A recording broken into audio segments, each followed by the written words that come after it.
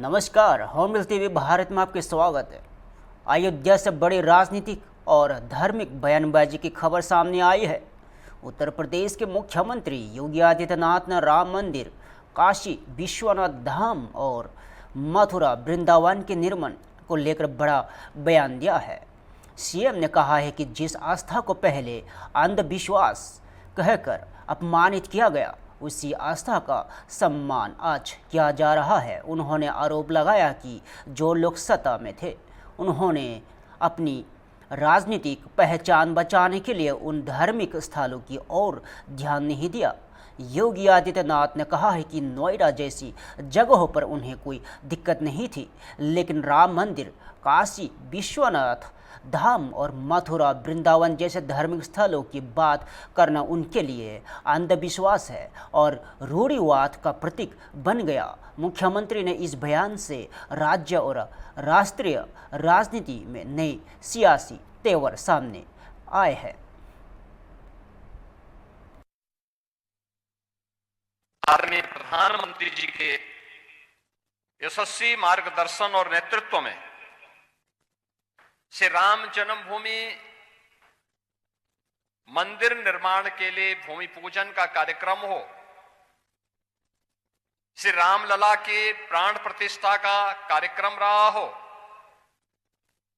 श्री राम जन्मभूमि में राम दरबार के विग्रह की पवित्र विग्रह की स्थापना का कार्यक्रम रहा हो, या फिर श्री राम जन्मभूमि में मंदिर निर्माण के कार्य के पूर्ण होने के उपलक्ष्य में ध्वजा आरोहण के कार्यक्रम और आज परिपूर्ण होने के उपलक्ष्य में श्री राम मंदिर में श्री राम यंत्र की स्थापना का एक कार्यक्रम हर सनातन धर्मावलंबी को और हर सच्चे भारतीय को यह आनंद से विभोर कर देता है। यही तो भारत की आस्था है। जिस आस्था को पहले अंधविश्वास कह करके अपमानित किया गया था, या अपमानित करने वाले वही लोग हैं जो उत्तर प्रदेश या देश की सत्ता में रहते थे। अपनी सत्ता को बचाने के लिए वे नोएडा नहीं जाते थे। वह उनके लिए अंधविश्वास और रूढ़िवादी नहीं था, लेकिन राम मंदिर की बात करना, काशी में काशी विश्वनाथ धाम के निर्माण की बात करना और कृष्ण कन्हैया के मथुरा वृंदावन की बात करना उनके लिए अंधविश्वास का पर्याय था। लेकिन आज हम सब गौरव की अनुभूति कर सकते हैं जो दुनिया में कहीं नहीं हुआ। 500 वर्षों के बाद जो आस्था 500 वर्षों तक निरंतर बनी रही, तमाम विप्लव को झेलती रही, संघर्षों पर संघर्ष का मुकाबला करती रही, लेकिन वह आस्था कभी रुकी नहीं, कभी डिगी नहीं, कभी झुकी नहीं। वह संघर्ष, वह सत्ता किसी की भी रही हो, वह सत्ता के खिलाफ वह संघर्ष जो इस आस्था को अपमानित करती थी, उसके खिलाफ इस संघर्ष निरंतर जारी रहा। और अंततः वह दिन आ रहा है जब अयोध्या, आज का ये अयोध्या इस रूप में हम सबके सामने है। अयोध्या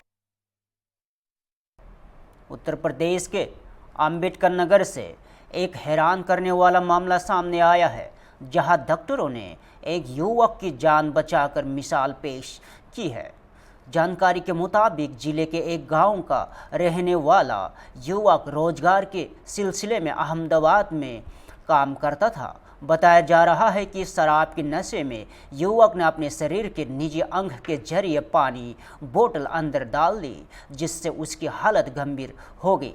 जब हालत बिगड़ी तो युवक का अल्ट्रासाउंड कराया गया, जिसमें पेट के अंदर करीब 15x4 सेंटीमीटर की बोतल होने की पुष्टि हुई। अहमदाबाद में इलाज के दौरान डॉक्टरों ने हाथ खड़े कर दिए, जिसके बाद युवक अपने गृह जनपद अंबेडकर नगर पहुंचा। यहां सर्जन डॉक्टर विपिन वर्मा ने जटिल ऑपरेशन कर बोतल को सफलतापूर्वक बाहर निकाला और फिलहाल मरीज खतरे से बाहर बताया जा रहा है कि इससे पहले भी डॉक्टर विपिन वर्मा ने एक मरीज के पेट से नट बोल्ट निकलकर चर्चा में आ चुके हैं।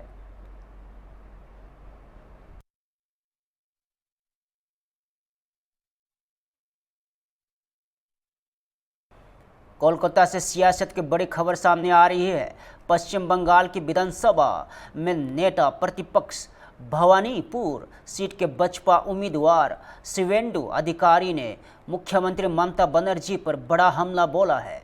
शिवेंदु अधिकारी ने दावा किया है कि ममता बनर्जी इस बार चुनाव हारने वाली है और भवानीपुर सीट से बसपा की जीत तय है। उन्होंने कहा है कि इस सीट पर कमल खिलेगा और वे खुद 25,000 से अधिक वोटों के अंतर में जीत हासिल करेंगे। उन्होंने टीएमसी सरकार पर तुष्टीकरण की राजनीतिकरण का आरोप लगाते हुए कहा है कि राज्य की जनता इस बार बदलाव चाहती है। साथ ही उन्होंने यह भी कहा है कि बंगाल को बचाने के लिए ममता बनर्जी और उनकी पार्टी को हराना जरूरी है और अब देखना होगा कि भवानीपुर सीट पर मुकाबला कितना दिलचस्प होता है और जनता किससे अपना समर्थन देती है।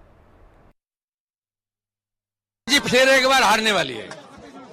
इस सीट में नरेंद्र मोदी जी का आशीर्वाद जिसका पास है, भाजपा प्रत्याशी शुभेंदु अधिकारी जीतेगा। यह कमल खेलेगा। ममता बनर्जी बंगाल की चीफ मिनिस्टर है, कोई इंडिविजुअल नहीं है, उनका इंडिविजुअल लड़ाई नहीं है। ये पूरा जो 15 साल बंगाल का बर्बाद करने के लिए लीडरशिप जो दिया, चीफ मिनिस्टर दिया, इसलिए टीएमसी और चीफ मिनिस्टर को हराना बहुत जरूरी है। क्या है पता नहीं, मैं मेरा काम कर रहा हूँ। आज पहले दिन 1 घंटा में जितना रिस्पांस मिल गया, आने वाला जितना दिन तक चुनाव नजदीक आएगा, अब देख लेना किस तरीके से जनता उमड़ पड़ेगा। केवल भाजपा कार्यकर्ता नहीं, जनता भी आगे आ जाएगा। जनता को सब यहाँ मुझे गाड़ी से उतर के बोल रहा है, दादा हम लोग अच्छा नहीं है, ये परिवार इतना अत्याचार करता है, पुलिस को इतना अत्याचार यूज करता है, हम लोग को बचाइए आप। इसमें हिंदू मुसलमान सब है, सब लोग पीड़ित है यहाँ। आपका प्रचार चैत्र नवरात्रि में शुरू हुआ। आज हिंदू नववर्ष है, मैं हिंदू हूँ। उनका प्रचार ईद के बाद क्यों शुरू हुआ? उनका प्रचार ईद के बाद क्यों शुरू हुआ? उनकी पूछिए, उनका जो हाई अपीजमेंट पॉलिटिक्स है, वो मुसलमान का तो भला नहीं किया, नौकरी नहीं दिया, उनका डेवलपमेंट नहीं किया, लेकिन अपीजमेंट पॉलिटिक्स तुष्टीकरण की करता है। और तुष्टीकरण के साथ ममता बनर्जी ने अपने वोट बैंक को मजबूत करने का कोशिश करता है।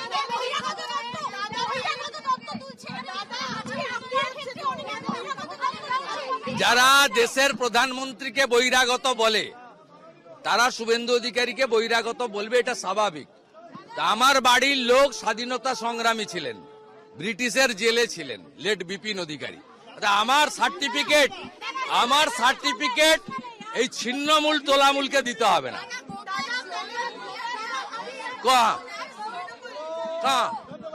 कहाँ देखिए, कहाँ दिखाइए ना, झूठा प्रचार मत कीजिए। यहाँ सुबह से 8-10 टीएमसी कार्यकर्ता घूम रहा है, मैं आने का पहले भाग गया है। ये सब झूठा बात मत प्रचार कीजिए। आप जितना रेस्पॉन्स अपना कैमरा में दिखाना, उसको दिखाने का कोशिश कीजिए। ममता बनर्जी को खुश करने का मत कोशिश कीजिए।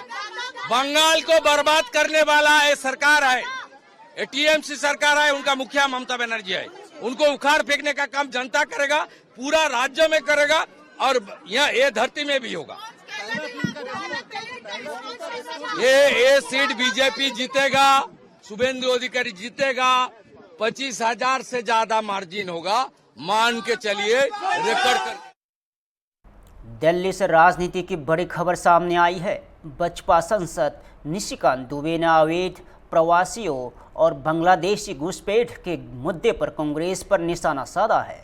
उन्होंने कहा है कि देश की चिंताएं और समस्याओं को विपक्ष हवा दे रहा है और इसके पीछे नेहरू गांधी परिवार और कांग्रेस पार्टी का हाथ है। निशिकांत दुबे ने यहाँ भी बताया कि उन्होंने इस मुद्दे पर कांग्रेस का काला अध्याय नामक सीरीज शुरू की है, जो 17 मार्च से शुरू हो चुकी है।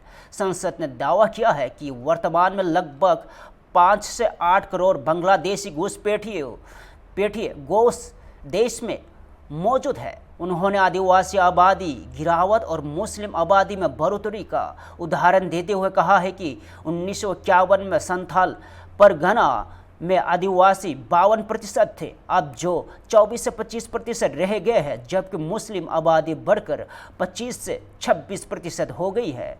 निशिकांत दुबे ने 19 मार्च 1972 को तत्कालीन प्रधानमंत्री इंदिरा गांधी और बांग्लादेश के नेता शेख मुजीर बुरहान के बीच हुए समझौते का भी जिक्र किया और आरोप लगाया कि इसके गुप्त प्रावधानों ने बांग्लादेशी नागरिकों को भारत में प्रवेश का अवसर दिया, जिससे कांग्रेस का वोट बैंक बढ़ाने का उद्देश्य पूरा हुआ।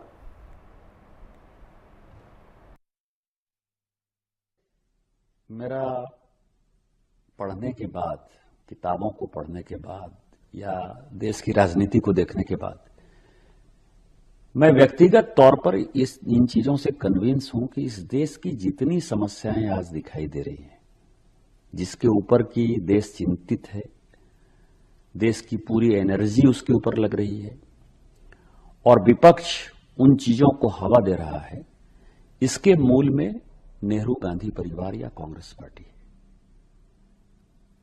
और उसके आधार पर मैंने एक सीरीज चालू किया, कांग्रेस का काला अध्याय। 17 तारीख से वो चालू हुआ है, 17 तारीख, 18 तारीख और आज 19 तारीख। अभी जो सबसे बड़ी समस्या है, जिस समस्या के कारण हम बिहार के लोग, झारखंड के लोग, बंगाल के लोग, असम के लोग, त्रिपुरा के लोग, इवन मुंबई, दिल्ली, गुजरात के लोग परेशान है, वो बांग्लादेशी घुसपैठिया है। लगभग 5 से 8 करोड़, हो सकता है 10 करोड़ भी हो, 10 करोड़ लोग बांग्लादेश से आ गए। हमारे यहाँ आदिवासी पॉपुलेशन जो 1951 की जनगणना के हिसाब से 45% हुआ करता था, आज संथाल पुना में वो 24-25% है और मुसलमान की आबादी जो 9% थी वो 25-26% है। कोई रोजगार के साधन नहीं। तो उसी के तह पे मैं गया कि आज 19 मार्च 1972 को इंदिरा गांधी जी और शेख मुजीबुर रहमान के बीच में एक समझौता हुआ और उसमें एक गुप्त समझौता भी हुआ, जिसने कि बांग्लादेशी घुसपैठियों को, बांग्लादेश के नागरिकों को यहां आने के लिए फ्री हैंड दिया कांग्रेस ने। और कांग्रेस को लगा कि मुसलमान यदि आएंगे तो हमारा वोट बैंक होगा। और जब मैंने वोट डाला तो कई एक लोगों ने उसके ऊपर रिएक्शन किया कि ये गलत है, एक जनरल नॉर्मल जो है एग्रीमेंट है। तो मैंने आज दूसरा ट्वीट किया, जानबूझकर ट्वीट किया। ये 28 मार्च 1972 को ये एग्रीमेंट हुआ, हमारे यहां इंदिरा जी ने करवाया। ये ललित नारायण मिश्रा फॉरेन ट्रेड के मंत्री थे और वहां से एमआर सिद्दीकी जो minister of trade and commerce थे। और उसका जो सबसे अलार्मिंग पार्ट है, वो अलार्मिंग पार्ट ये है कि ये कह रहे हैं कि रोजमर्रा की चीजों के लिए, मतलब रोज जाना आना आप कर सकते हैं, वेस्ट बंगाल, असम, मेघालय, त्रिपुरा और मिजोरम के लोग जो 16 किलोमीटर बॉर्डर एरिया। अब यह बताइए कि बांग्लादेश के जो लोग आएंगे, ये कौन तय करेगा कि 16 किलोमीटर में रह रहा है? कोई आधार कार्ड तो था नहीं, कोई राशन कार्ड तो था नहीं। तो जितने बांग्लादेशी हैं उनको फ्री हैंड। और आज पूरा देश, पूरी डेमोग्राफी, मालदा की, मुर्शिदाबाद की, कलियाचक की, किशनगंज की, अररिया की, साहबगंज की, पाकुड़ की, आसाम का आपको पता है कितना बड़ा एजिटेशन हुआ। असम गण परिषद ने इतना बड़ा एजिटेशन किया और असम स्टूडेंट्स यूनियन ने इतना बड़ा एजिटेशन किया। उसका कट ऑफ मार्क जो है 1972 राजीव गांधी ने रख दिया। आज पूरा देश जो बांग्लादेशी घुसपैठिया, जिसके लिए कि माननीय प्रधानमंत्री जी ने और माननीय गृह मंत्री जी ने एक कसम खा रखी है कि हर हालत में बांग्लादेशी घुसपैठियों को हटाएंगे, उसके पीछे कांग्रेस की वोट बैंक की पॉलिटिक्स थी। और उसने जो 1972 में समझौता किया, ये इससे ज्यादा घटिया, अकल्पनीय, अविश्वसनीय और देश को दगा देने वाला कोई समझौता नहीं हो सकता। भोपाल से एक सांस्कृतिक खबर सामने आई है। मध्य प्रदेश के मुख्यमंत्री मोहन यादव ने सम्राट विक्रमादित्य के जीवन और योगदान को लेकर राज्य भर में आयोजित कार्यक्रमों का जिक्र किया है। मुख्यमंत्री ने कहा है कि प्रदेश सरकार संस्कृति मंत्रालय के माध्यम से पूरे वर्ष विभिन्न गतिविधियां आयोजित करती रही है, जिनका उद्देश्य भारतीय इतिहास और परंपराओं को सहेजना और बढ़ावा देना है। उन्होंने कहा है कि सम्राट विक्रमादित्य का जीवन आज भी करोड़ों लोगों के लिए प्रेरणा का स्रोत है और उनकी गाथाएं लोगों के दिलों में जीवंत है। और सीएम ने यह भी बताया है कि राज्य भर में अलग अलग कार्यक्रमों के जरिए विक्रमादित्य के जीवन, उनकी न्यायप्रियता और सांस्कृतिक योगदान को जन जन तक पहुंचाया जा रहा है। आज पूरे प्रदेश में हमारी सरकार के द्वारा इसी प्रकार के कार्यक्रम किए जा रहे हैं। सम्राट विक्रमादित्य के जीवन को लेकर के विविध प्रकार की घटनाओं से जानकारी आए। वैसे तो राज्य सरकार संस्कृति मंत्रालय के माध्यम से विक्रमादित्य शोध संस्थान के आधार पर पूरे वर्ष अलग अलग प्रकार की गतिविधि संचालित करती रही है। विक्रमादित्य एक ऐसे सुव्यवस्था के शासन के प्रतिमान है जिनको जीने के लिए आज विश्व सदैव लालायित रहता आया है। विक्रमादित्य और उनकी न्याय व्यवस्था, विक्रमादित्य और उनकी दानशीलता, विक्रमादित्य और वीरता, विक्रमादित्य के नवरत्न, विक्रमादित्य और उनके सिंहासन की 32 पुतलियां, विक्रमादित्य और बेताल 25, कई प्रकार की घटनाओं से विक्रमादित्य सदैव करोड़ों करोड़ों लोगों के हृदय में आज भी जीवंत है। और इतना ही नहीं, विक्रमादित्य काल के उस दौर के समय भारत के निकटवर्ती देशों के अंदर भी उनके शासन की सुव्यवस्थाओं के आधार पर अरब के कई देशों में लाइब्रेरी में उनकी उन प्रकार की घटनाओं के इतिहास के रिकॉर्ड मिलते हैं। विक्रमादित्य काल के सिक्के हों, साहित्य हो, फेलोशिप हो, सब प्रकार की व्यवस्था में भी हमारी सरकार काम कर रही है। लेकिन ये विक्रम संवत के साथ ही ये हमारे कई राज्यों में कई प्रकार के नामों के साथ नए साल की शुरुआत होती है। कहीं हमारे देश के अंदर चेटी चंड के माध्यम से भी इसको स्मरण करते हैं, नव तेरह के नाम से भी करते हैं, नव रोज के नाम पे करते हैं, गुड़ी पड़वा के नाम से करते हैं। चैत्र नवरात्रि का पहला दिन है। नवरात्रि के पावन पर्व पर शक्ति की आराधना के बलबूते पर में सब शक्ति संपन्न हो और हमारे इस देश की मूल सनातन संस्कृति के साथ प्रत्येक व्यक्ति के जीवन में मंगल ही मंगल हो, ये मेरी अपनी ओर से मंगल कामना। विक्रम संवत 2083 की मंगल कामना। एक और बड़ा काम हम आज इनके साथ जोड़ने वाले हैं। गुड़ी पड़वा से लगा करके गंगा दशमी तक, जून तक हम 3 महीने लगातार हमारे सभी जल स्रोतों पर काम करते हुए गुड़ी पड़वा से इसको हाथ में ले रहे हैं। नदियों का मायका है मध्य प्रदेश। ऐसे में जल संरचनाओं को लेकर सभी प्रकार के नहरों पर तालाब, कुएं, बावड़ी, प्राचीन जल स्रोत, सभी व्यवस्थाओं पर लगभग 3.25 लाख से ज़्यादा जल रचनाओं पर बीते वर्षों में काम किया है। ये हमारा तीसरा वर्ष है। इसका जल गंगा संरक्षण अभियान के नाम पर हम इंदौर से प्रारंभ करेंगे। बाद में सायंकाल उज्जैन में माँ क्षिप्रा के किनारे विक्रमादित्य की नगरी में विक्रमोत्सव के इस आयोजन में मैं शामिल रहूंगा। मेरी अपनी ओर से आप सबको बधाई।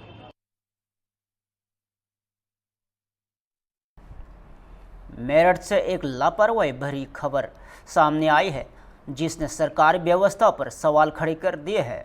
मामला मामेपुर प्राथमिक विद्यालय का है, जहां मिड डे मील योजना के तहत रखा गया करीब 10 क्विंटल गेहूं सड़ गया। बताया जा रहा है कि स्कूल के स्टोर की चाबी एक सस्पेंडेड शिक्षक के पास थी, जिसने चाबी वापस नहीं की।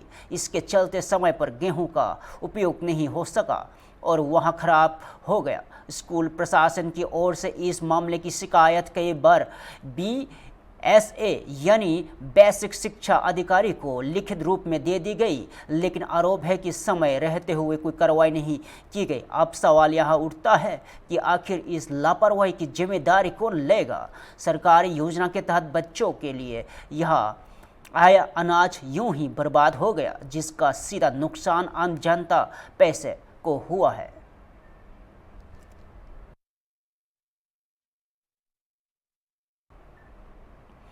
आम आदमी पार्टी के राज्यसभा सांसद संजय सिंह ने एक प्रेस कॉन्फ्रेंस कर बड़ा ऐलान किया है। संजय सिंह ने बताया है कि आम आदमी पार्टी 3 अप्रैल से 9 अप्रैल तक एक पद यात्रा शुरू करने जा रही है। इस यात्रा का मुख्य उद्देश्य देश में रोजगार के मुद्दे को उठाना और नफरत के खिलाफ संदेश देना है। उन्होंने कहा है कि यहां पद यात्रा आगरा से शुरू होगी और मथुरा में समाप्त होगी। संजय सिंह ने यहां भी कहा है कि इस यात्रा के माध्यम से आम जनता से जुड़कर उनके समस्याओं को समझा जाएगा और रोजगार के मुद्दे को प्रमुखता से उठाया जाएगा। वहीं हॉर्नबिल टीवी से खास बातचीत में उन्होंने इस पद यात्रा के उद्देश्य और राजनीति को विस्तार से बताया। राज्यसभा सांसद संजय सिंह ने क्या कुछ कहा, आगे सुनिए।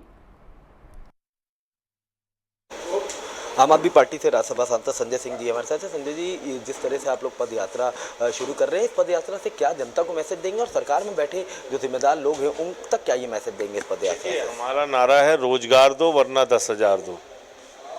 हर नौजवान को जो 18 साल के ऊपर है उसको रोजगार दीजिए, नहीं तो हर महीने उसको 10,000 रुपये बेरोजगारी भत्ता दीजिए। बदले में उससे 2 घंटे कोई भी सरकारी काम डेली लीजिए।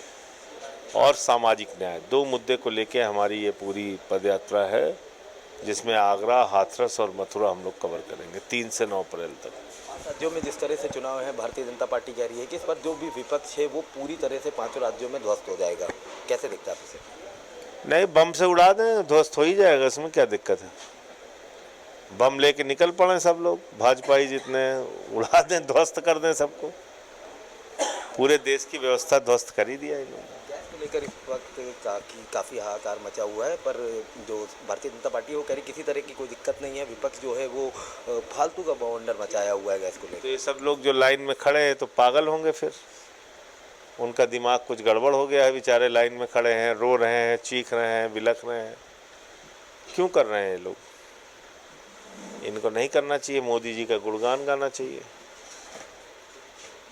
तो देखिए, ये आम आदमी पार्टी से राज्यसभा सांसद संजय सिंह जी थे, जिन्होंने साफ तौर से बताया कि जो आने वाले समय में 5 राज्यों में चुनाव होना है, उसमें कहीं ना कहीं विपक्ष भारतीय जनता पार्टी को करारा जवाब देगा। वीडियो जर्नलिस्ट विजय के साथ मैं अबू तलहा, हॉर्नबिल टीवी, लखनऊ। फिलहाल के लिए इतना ही। ताज़ा खबर देखते रहिए हॉर्नबिल टीवी भारत।